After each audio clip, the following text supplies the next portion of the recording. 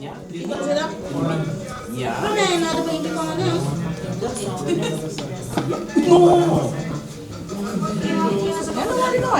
Bantari, mijn naam is Gideon Lufstop e a minha atividade é begeleider aqui na Fundação Funária. Hoje nós estamos celebrando nosso 47 anos de aniversário e nós estamos organizando algo pouco diferente aqui. Hoje viaja, nós estamos comer, etc. E viaja aqui nós decidimos fazer uma combinação junto com nosso projeto de fluid painting.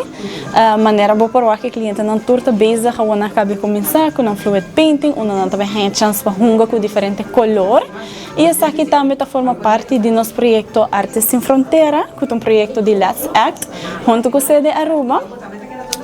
Onde nós fazemos onderzoek, nós fazemos DNA test, e da base de DNA test aqui, nós estamos aqui com o resultado, então nós vamos trazer color do país de uma também.